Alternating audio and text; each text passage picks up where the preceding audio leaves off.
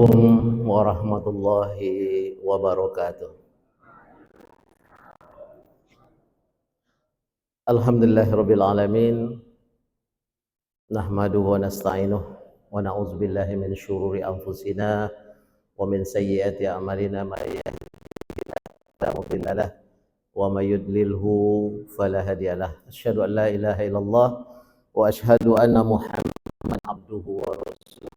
Allahumma shalli ala sayidina Muhammad salatan tunawwiru biha qulubana wa taqdi biha hajatina bi rahmatika ya arhamar rahimin.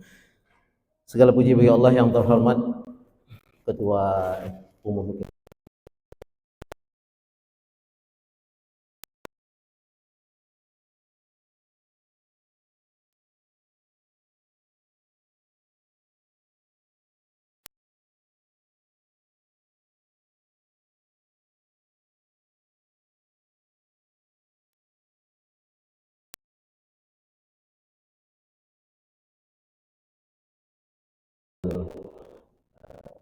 puasa ini serta seluruh hadirin yang hadir pada tempat ini. Mungkin sudah panjang tadi mungkin apa yang telah dijabarkan dari awal, karena memang tadi ada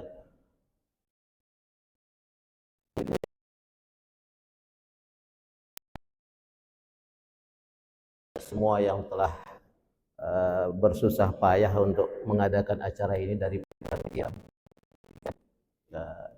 Mudah-mudahan semua itu Allah jadikan sebagai amal baik kita, bersyukur pada Allah atas apa yang telah diberikan kepada kita, dan kita sehat, alhamdulillah dapat bertemu di tempat ini. Mudah-mudahan kita syukur menyampaikan pada Allah agar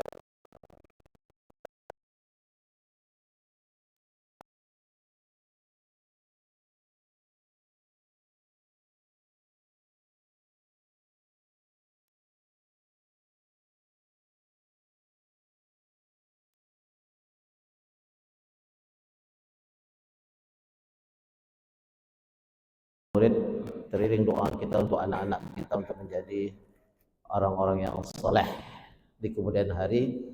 Itulah tujuan hidup utama kita dalam kehidupan ini, dan selawat dan salam itu mudah-mudahan dicatat sebagai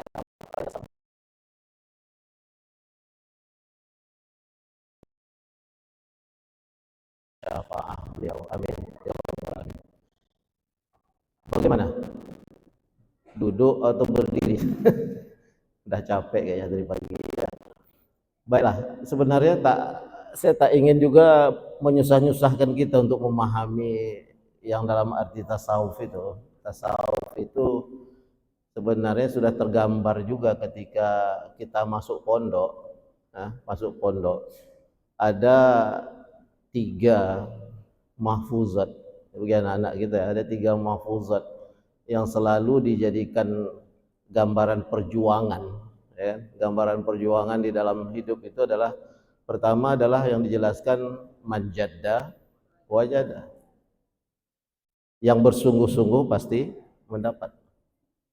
Kemudian yang kedua adalah ketika dalam perjuangan itu, dalam kesungguhan itu, mesti kita tidak semua yang bisa kita dapat. Ada kegagalannya, ada hukumannya, ada ininya, ada kadang makan terlambat. Jadilah dia menjadi man sabara zafira. Dalam hidup juga begitu. Lalu dalam kejatuhan kita bangkit lagi, kemudian kita hidup dihukum, ya, kita jalan lagi, akhirnya kita tamat. Kalau kita bisa tamat itu, man sara alat darbi wasalah. Pertama kesungguhan, kemudian kita bisa bersabar dalam hidup, kemudian kita bisa menjalani itu. Makanya kalau kalimat tasawuf itu dari kalimat sofa. Sofa yasfi tasfiyatan. Kalau yang tamat-tamat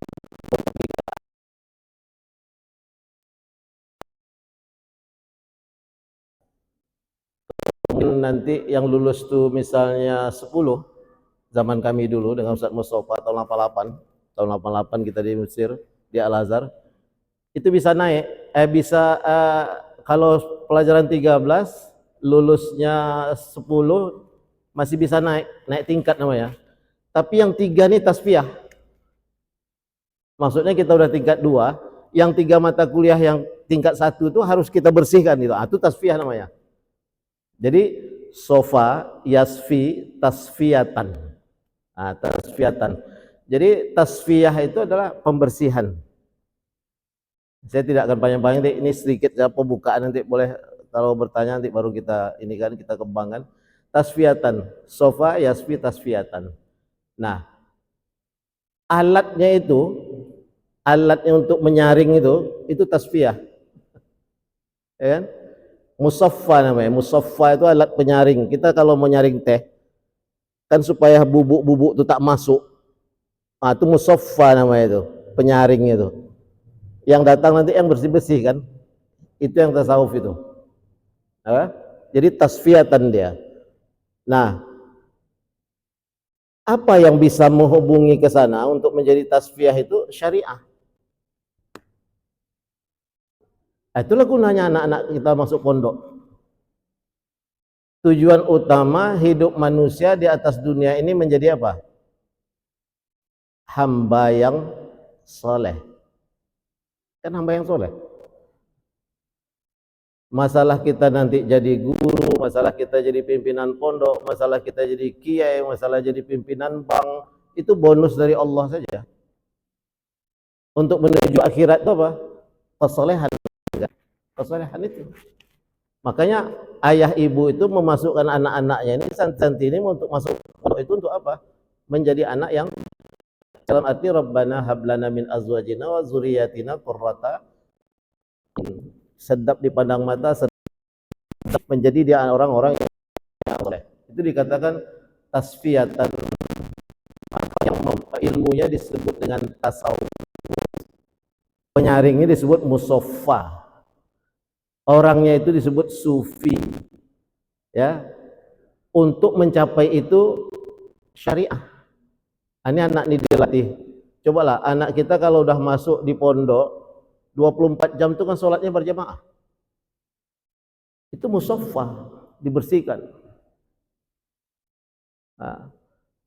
Cuma nanti kalau dibilang tasawuf memang agak tingkat tinggi dia.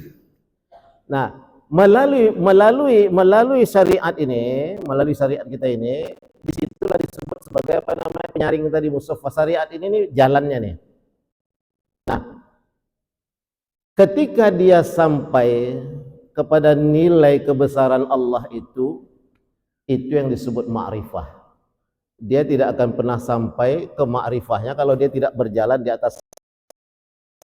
Makanya nanti ada aliran sesat-sesat itu kan. Itu dia.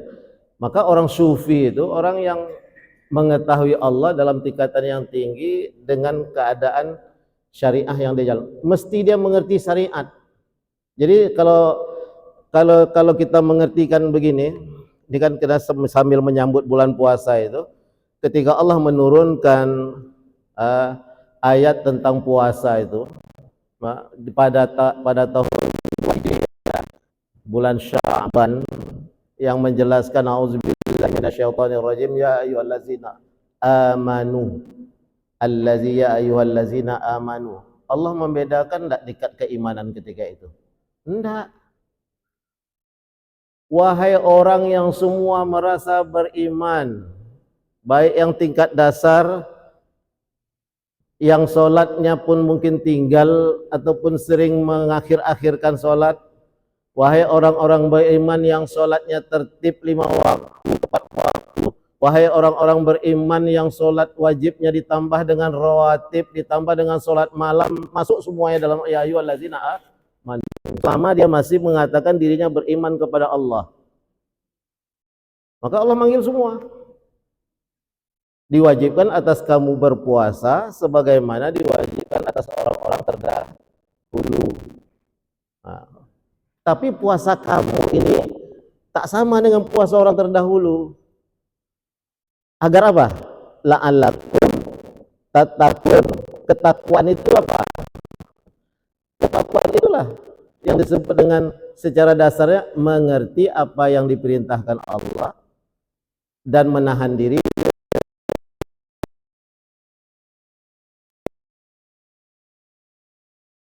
Maka kalau diambil ayat yang pendeknya itu tentang kesufian ini sama dengan bagaimana orang bisa menjadi bersih. Ada namanya zakka yuzakki tazkiyatan. Maka tasawuf itu sama dengan tasawufan itu sama dengan tazkiyatan. Tazkiyatun nufus. Tazkiyatun nufus itu dalam arti apa? A'udzubillahi minasyaitonirrajim. Qad aflaha man zakkaha wa qad khaba man dassaha. Ya. Lalu dalam kalimat yang lebih katakan an-nafsu wa ma sawwaha fa alhamaha fujuraha wa taqwaha. Nah, kalimat ini ada jadi untuk masuk kepada bukan berarti kita meninggalkan dunia, enggak. Itu yang disebut dengan wajadah tadi. Jadi sabil itu adalah jalan yang telah diperuntukkan oleh Allah. Nah, anak-anak ini kita cetak, kita masukkan ke pondok untuk apa? Menjadi anak yang soleh. Apapun nanti yang jabatan dunia ini, ketika dia soleh bergantung kepada Allah. Nah, perlu dengan apa? Dengan ada tauhid. Dan kalau pelajaran tauhid itu hitam putih. Kalau sudah huwallah, tidak ada lagi yang lain. Itu dia kalimatnya. Makanya kita berjalan dalam perjalanan tasawuf ini untuk membersihkan diri. Qad aflaha man zakkaha wa qad khaba man dassaha. Sungguh orang itu akan merugi orang kotori dirinya. Jiwanya itu dikotori. Maka dia dalam perjalanan itu dalam artinya. Baik, sebagai contoh gini. Kalau kita pergi ke Mekah ada namanya Bukit Sofa kan? Itu ada sejarahnya. Sejarahnya seperti apa? Ketika Nabi Ibrahim meninggalkan hajat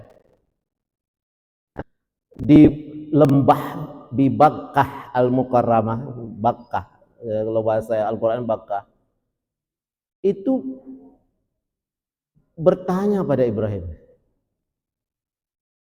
wahai suamiku, bayangkan seorang ibu punya anak kecil ditinggalkan di lembah tak punya tumbuh-tumbuhan. Bertanyalah sama suaminya, suami udah mau meninggalkan pergi ke Palestina lagi, Nabi Ibrahim. Wahai suamiku, pakai ini perintah Allah. Tak menjawab Nabi Ibrahim itu. Apakah ini perintah Allah? Ketiga kali, bala. Nabi Ibrahim menjawab, tapi dengan tetesan air mata. Dia katakan, apa kata Hajar ketika itu? Seandainya ini adalah, kalaulah ini adalah perintah Allah. Ini kalimat sebenarnya tauhid juga pembersihan jiwanya. Kalaulah ini perintah Allah, maka Allah tidak akan pernah menyia-nyiakan hambanya. Maka jangan takut. Maksudnya kalau melepas anak ke pondok itu tega. Kita kan tawakal sama Allah, 24 jam. Kalau kita minta jaga sama manusia, manusia terbatas menjaganya. Tapi kalau kita minta jaga sama Allah, Allah 24 jam menjaganya. Itu yang penting kita sebagai orang tua itu. Tega nggak tega? Harus tega. Karena didikan itu 24 jam di pondok itu kan mendekatkan kepada Allah. Nah, ketika air susunya tidak keluar untuk memberikan minum kepada Nabi Ismail, naik ke Bukit Sofa. Pemikiran-pemikiran yang tadi duniawi yang apa ini itu dibersihkan. Naik ke Bukit Sofa itu. Makanya dinamakan itu Bukit Sofa. Sofa, nafsah. Dia bersihkan, dia yakin ini Allah nggak mungkin menyia-nyiakan. Larinya berapa kali dari Bukit Sofa ini? Kalau kita sa'i, akhirnya di mana? Mesti Marwah. Kalau akhirnya lagi di Sofa lagi, kalau nggak dia 8 kali sa'i, ya kan? Dia kalau 7 pasti dia Sofa, Marwah, berhentinya pasti di Marwah. Tidak mungkin ke Sofa lagi. Karena dia membersihkan diri, naiknya ke Bukit Marwah. Marwah ini adalah arti marwah, kedudukan, makam. Jadi orang yang membersihkan diri itu diangkat sama Allah, makamnya. Maka dalam sholat tahajud itu dikatakan, Ya, wa minal laili fatahajjat bihi nafilatan lak asa ayab asak rabbuka maqamam mahmuda. Maqam mahmuda itu kan tempat yang tinggi di sisi Allah. Itu diartikan marwah itu adalah marwah seseorang. Kita kalau mengatakan marwah, kedudukan itu diangkat sama Allah untuk bisa mendekatkan diri pada, itulah munculnya keyakinan tadi. Sebenarnya tasawuf ini sudah kita jalankan dalam keseharian, tinggal kita menguat saja lagi. Di mana kita harus memilih ke tempat-tempat, satu cara saja etikaf, salah satu cara saja pembersihan diri, lari dari itu secara tarikat, itu salah satu cara saja. Bertahan, sebenarnya kata Imam Ghazali, bertahan dengan kebenaran di saat orang berkelibut dengan dunia ini, bertahan kita dengan kebenaran. Bisa kita bayangkan sekarang kita tahan dengan kebenaran.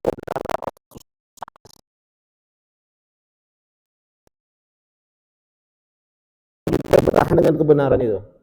Orang yang benar sekarang dikucilkan. Itu mencari kelurusan itu, hati itu. Nah, pokok intinya adalah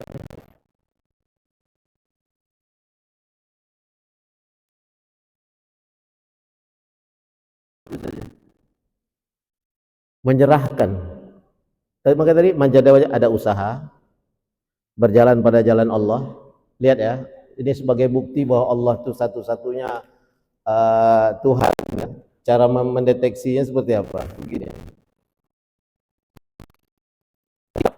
Orang-orang bertanya kepada Rasulullah,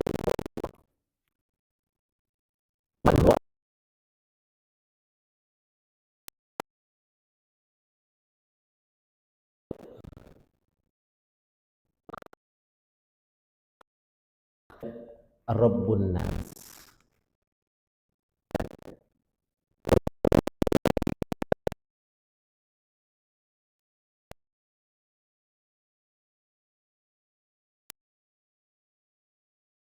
Di warabbul apa Rabbul Nas.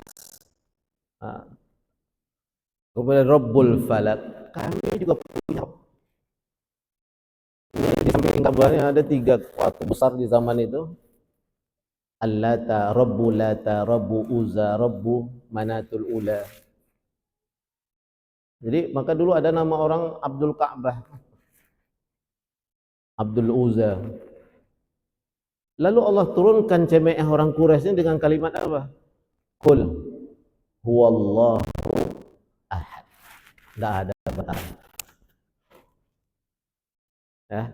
Qul, katakan hai Muhammad kepada mereka, Allah itu Esa. Nah, kenapa Allah ini satu-satunya yang disebut dengan Esa itu? Kita ambil dari tulisan lah ya. Kalau kita tulis Allah, Allah, dihilangkan alifnya. Masih bisa nggak kita menyambung kalimatnya? Lillah, kan lillah kan? Lillahi ma fis samawati wal ardh. Ini hilangkan alif ini. Lalu ketika alif lamnya kita ulangi, berarti dia punya lahu. Lahu mulkus samawati wal ardh. Kita hilangkan lagi lam yang terakhir, tinggal hu. Hu itu dari mana? Allahu la ilaha illa huwa.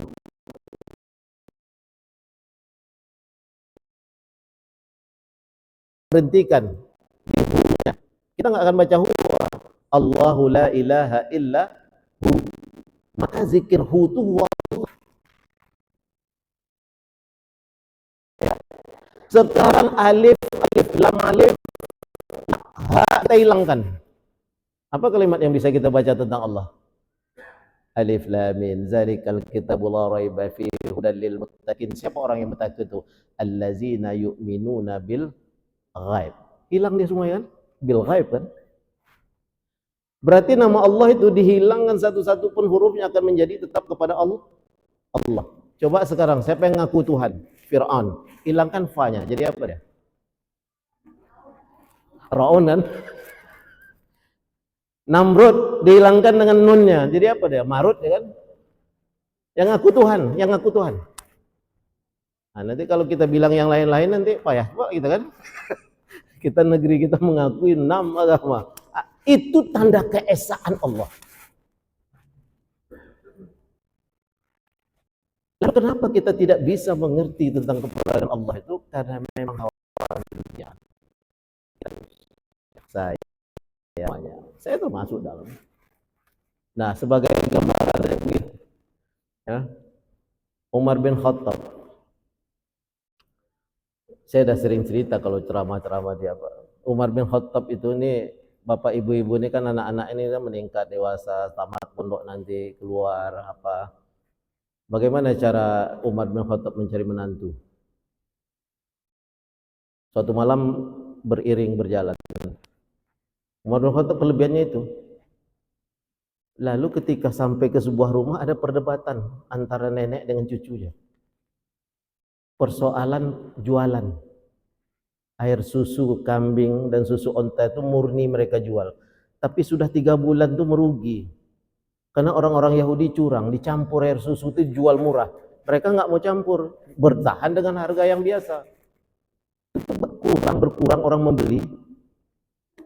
Akhirnya kata neneknya, sudahlah, udah 3 bulan kita merugi, mulai besok kita campur aja, seperti orang-orang Yahudi itu. Kan Khalifah Umar itu nggak tahu. Ini cerita lama. Lalu cucunya bilang, tidak, wahai nenek, memang Khalifah Umar tidak tahu. Dah, yang penting besok kita campur. Tidak, nenek. Khalifah Umar bin Khattab itu manusia seperti kita. Cuma diberi amanah. Ada lagi yang lebih mengetahui di atas itu adalah Rabbu Khalifah. Tuhan Khalifah itu Allah. Maha mengetahui apa yang kita lakukan. Nangis si cucu. Lalu apa? Umar bin Khattab pulang. Kata akhirnya neneknya tak jadi pulang. Anaknya anak yang 3 orang yang laki-laki itu dibangunkan satu-satu. Siapa besok yang mau aku nikahkan? Anak dibangunkan tengah malam disuruh nikah, bingung lah. Ada namanya anaknya Hashim. Ya ayah, aku mau. Siapa yang dijodohkan oleh Umar? Anaknya dijodohkan sama cucu nenek tadi. Kenapa? Kejujuran. Dia tidak memandang kedudukan di dunianya, karena itu semua sudah ditakdirkan oleh Allah. Ya kan? Kejujuran anak itu yang diambilnya. Lalu siapa keturunan yang ketiga setelah Hashim dengan anak itu? Itulah Umar bin Abdul Aziz. Kalau hari ini kan kita mencari menantu, di mana kerja, direktur bank atau enggak, penghasilan berapa, ya kan? Nah, ini mesti kita introspeksi balik. Apakah jaminan ya yang hari ini itu memegang kedudukan sampai besok akan memegang kedudukan? Cari kesolehan. Walaupun kita tidak tahu, tapi kita nampak dari perbuatan hariannya. Karena keyakinan kepada yang Qul huwallahu ahad, Allahus samad itu, bahwa Allah itu ada tempat bersandar itu dari kesolehan. Mau jadi pejabat tinggi, itu kan bonus. Sekarang saya tanya, ketika kita mati ada kita pakai baju jenderal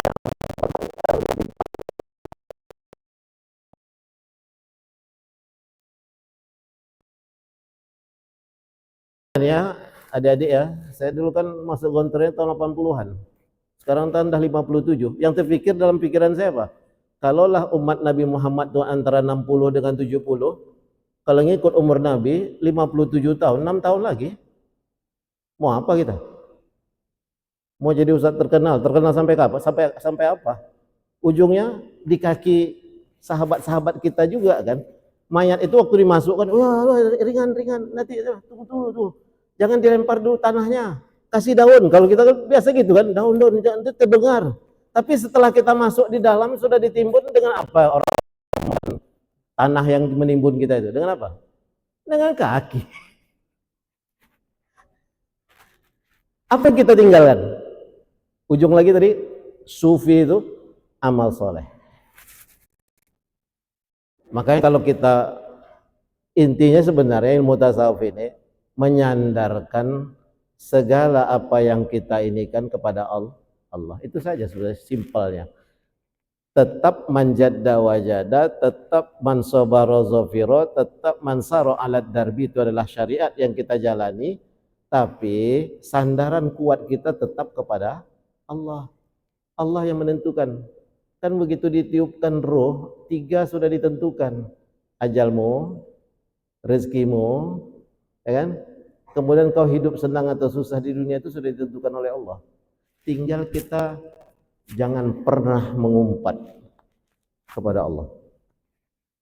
Makanya kalau dalam kalimat-kalimat sufinya begini oleh orang-orang syekh-syekh ulama besar itu, kata Fudail bin Ayad, orang yang tawaduk itu yang seperti apa? Tawaduk itu rendah hati ya, orang yang membersihkan hati itu. Kalau dia melihat anak kecil salah, dia tidak marah. Dia berkasih sayang menunjukkan anak-anak itu kecil. Maksudnya begini, kalaupun dia salah, umurnya masih kecil, itu pun kalau dia masih belum balik tidak ada dosa baginya kan. Kalaupun dia balik, kesalahannya masih sedikit. Awak yang hidup lebih lama dengan dia lebih banyak.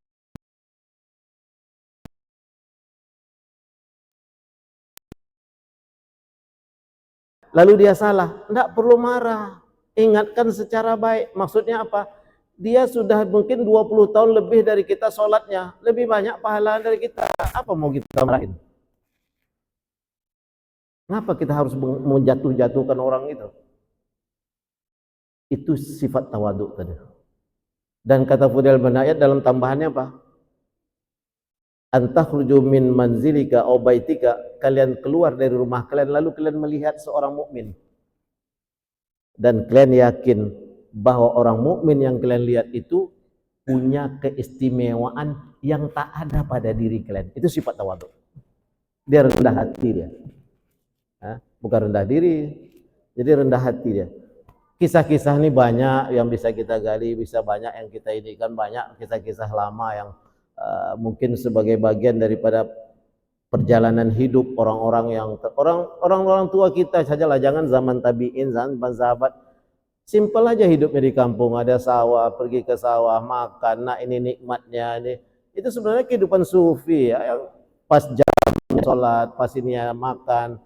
Tidak banyak penyakit kan. Hari ini orang semua kan berpacu dengan segala macam, tapi semakin banyak makanan yang diciptakan, semakin banyak juga penyakit yang tercipta dari makanan itu. Sebenarnya ujung-ujungnya apa? Latih itu tak ada.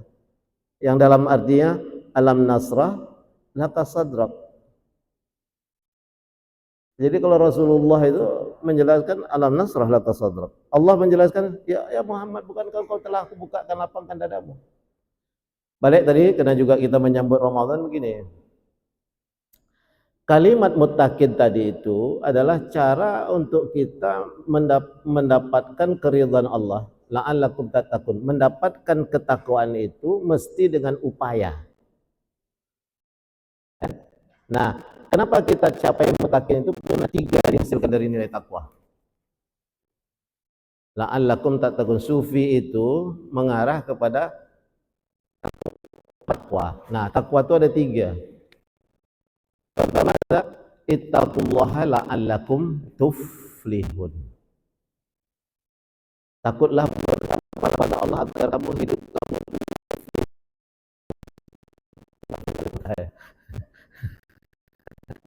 Di sini adalah lihat, hayya 'alas shalah, hayya 'alal falah. Hayya 'alas shalah, hayya 'alal falah.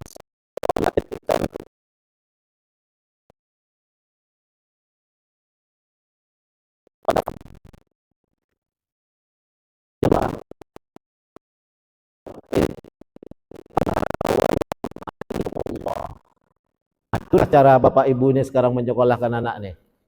Ittaqullah, untuk mereka bertakwa, wa yu'allimukumullah. Allah mesti memberikan ilmu.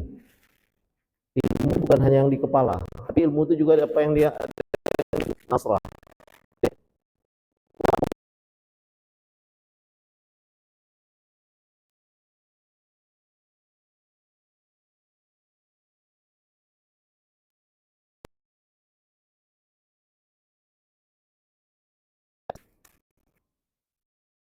Kita kalau begitu mulai mengantar, pergi ke Gontor, mengirim bulanan, Kita hitung penghasilan bulanan kita tidak cukup. Tapi kok bisa sampai tamat? Itu yang dikatakan wa yarzuqhu min haitsu la yahtasib. Apa yang dihasilkan dari takwa itu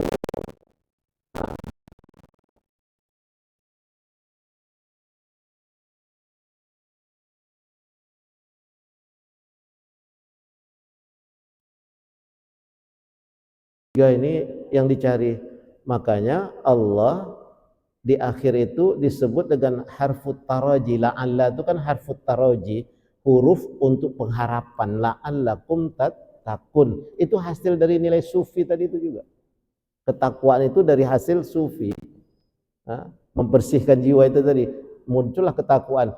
Orang yang bagaimana menjadi yang bersungguh-sungguh dalam melakukan puasa, manjada wajada itu kan. Sabar dia menghadapi mulai dari terbit fajar sampai terbenam matahari. Sabar dia mulai dari dia masuk pondok sampai selesai. Sabar dia mulai dia menyelesaikan hidup ini sampai dia menyelesaikan hidup ini dalam kematian. Itu sabar. Nah, 3 itu dapat dia. Pertama keberuntungan dari Allah, kedua dia mendapatkan ilmu. Orang yang berilmu Allah itu tahan dia dalam hidup. Yang ketiga diberikan oleh Allah jalan keluar dan diberikan oleh Allah rezeki tanpa dia ketahui. Ya, macam tadi Umar bin Khattab mencari menantu yang jujur, tawakal Allah. Begitu dia. Jadi tidak mau dia mencampur-campurkan sesuatu itu. Nah, akhirnya apa yang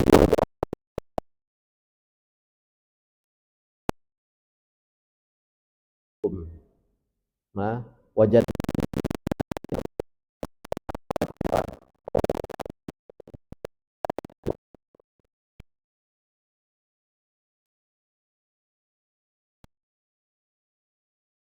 ya nih. Makanya kalau kita susun begini, Allah itu sang khalik. Kan gelarnya kan khalik, yang menciptakan Allah. Kemudian yang diciptakan itu makhluk. Jalan menuju Allah itu ada namanya akhlak. Muamalah ma'allah atau muamalah ma'al khalik, terciptalah makhluk yang berakhlak. Tasawuf itu ke akhlak. Jadi kita masuk, anak-anak kita masuk pondok ini kan yang diciptakannya kan akhlak. Akhlakul karimah. Khalik, makhluk, hubungannya itu akhlak. Dalam arti muamalah ma'al khalik. Muamalah ma'al khalik ini intinya ada, itu yang dijelaskan oleh Allah kepada Nabi Musa, yang kata-kata dipakai oleh Fir'aun, innani anallah fa'budni, kata Allah, aku ini Allah, beribadahlah kepadaku. Bagaimana caranya mendekatkan diri kepada Allah? Wa aqimis sholata li zikri. Ya kan? Dirikan salat untuk senantiasa mengingatku. Jadi cara kita untuk mendapatkan maqam mahmudah dan Allah itu adalah salat. Salat itu. Jadi kalau orang-orang di kalangan sufiah itu, kalau Imam Syafi'i itu sholat malam itu tak kurang dari 100 rakaat itu. Kalau kita nggak usah lah yang itu, 17 rakaat sholat 5 kali sehari semalam, tambah 12 rakaat rawatib, ya kan, 2 subuh sebelum subuh, 4 sebelum zuhur, 2 sudah zuhur, 2 sudah maghrib, 2 sudah isya. 12 kan, tambah 17 kan 29, tambah 8 tahajud, tambah 3 witir 11, 40 rakaat itu saja tertib 40 hari. Coba 40 hari tidak pernah tinggal, berubah itu hidup. Coba. Yang berubah hidup tuh jangan dipikirkan jadi kaya, enggak, berubah hidup, ketenangan dalam menghadapi persoalan-persoalan yang ada di dunia itu. Yakin kan itu? Kalau masalah nanti Allah memberikan jalan tuh, Allah berikan jalan itu, lapang. Nah, Bapak Ibu tidak perlu ya saya ajar lebih piawai dengan saya dalam menghadapi kehidupannya. Jadi 17 itu wajib, itu orang kaya, orang miskin tetap 17 tuh. Pejabat, orang biasa tetap 17. Itu biasa tuh. tambah rawatib 2 kan, 6 zuhur nanti, 8 tambah maghrib, habis maghrib 2, selesai isya 2, 8 tambah 3, 9 tambah 11, 40. Kenapa itu bisa 40? Lakukan 40 hari. Munajat pada Allah, minta kemudahan pada Allah, minta semua kemudahan. Karena maka dalam kalimat wa minal laili fatahajjat bihi nafilatan lak asa ayab asaka maqamam mahmuda, ya kan, maqam mahmuda. Kalimat di bawahnya apa? Rabbi adkhilni mudkhala sidqin wa akhrijni mukhraja sidqin waja'alni min ladunka sultanan nasira. Kalau Allah sudah memberikan kekuasaan yang memberikan pertolongan sama kita, siapa yang bisa melarang? Tidak ada. Itulah gunanya anak ini sekolah di pondok. Makanya pondok itu kalau di kontrol itu kan sama dengan muqaddasah memang tega. Itu berat. Kita sebagai orang tua berat. Kalau saya dulu masuk tahun 80 itu kalau naik ALS dari sini itu 4 hari 4 malam. Sampai sana tuh udah berdebu semua. Mikirnya gini dulu, ini ayah kita nih kok benci sama kita, kok dikirim jauh-jauh sampai ke Madiun. Dulu kan pikiran kita kalau Madiun itu kan, ini tempat PKI dulu kan gitu kan. Tamat SD itu udah dikirim, pikiran saya, ini benci orang. Tapi setelah kita tamat baru kita sadar, oh ini maksud orang tua dulu gitu. Ini anak-anak kami nih, kan? Bukan benci dia ingin menjadikan engkau tuh tahan jadi anak yang soleh. Itu kuncinya dulu. Kemauan orang tua itu tidak ada, semuanya pasti. Yang namanya hidup di dunia ini menjadi kesalehan itu menjadi tujuan utama. Masalah nanti jabatan itu Allah memberikan bonus itu sama masing-masing lah. Tergantung ininya masing-masing lah. Ketakdirannya itu. Kan kesalehan itu yang penting kita. Makanya kalimat itu maqam mahmuda, tempat yang tinggi. Dengan apa? Dengan ya Allah masukkan kami ke dalam tempat masuk yang baik, keluarkan kami dari tempat keluar yang baik. Itu intinya. Ini saja, silakan yang ingin bertanya dari para orang tua dan anak-anak kami kalau ini. Yang bisa saya jawab, karena tak semua ilmu pula ada pada saya. Yang bisa saya jawab. Silakan buka apa pertanyaan, enggak mesti juga tentang tasawuf, tentang apa-apa, silakan. Pada kami silakan.